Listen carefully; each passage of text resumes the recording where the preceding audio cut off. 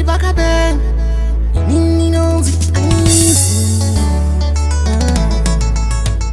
Kana zaramba ishe wangu kudai manditora. Vazimu vangu sei mandirama ndakungegora. Zuva nezuva inongoti knock knock. Vari kumepo kana muriko kudai mandivhurira musuwo.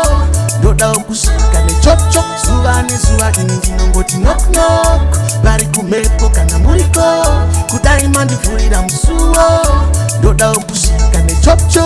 Maprofita akati ndine mepo ndakufamba ndakatakura matombo.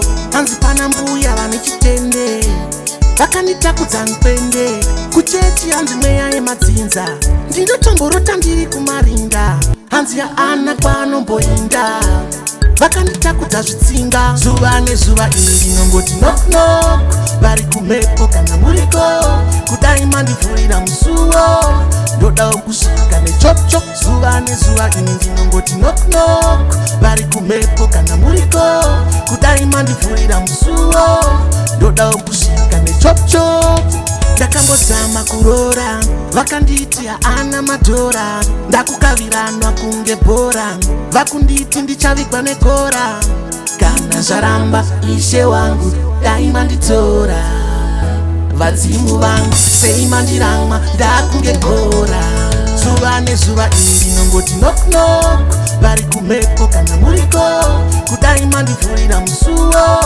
Ndoda kusvika nechopcho. Zuva nezuva inongoti knock knock. Vari kumepo kana muriko kudai mandivhurira musuwo. Ndoda kusvika nechopcho. Maprofita akati ndine mepo ndakufamba ndakatakura matombo. Hanzi pana mbuya vane chitende vakanditakudza nkwende kuchechi. Hanzi meya yemadzinza ndinotomborota ndiri kumarinda. Hanzi yaana kwaanomboinda vakanditakudza zvitsinga. Zuva nezuva inongoti knock knock. Vari kumepo kana muriko kudai mandivhurira musuwo.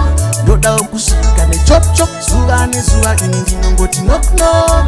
Vari kumepo kana muriko kudai mandivhurira musuwo. Ndoda kusvika nechopcho. Kana zvaramba ishe wangu dai manditora. Vadzimu vangu sei mandirama ndakunge gora. Mighty Perfect Exclusive.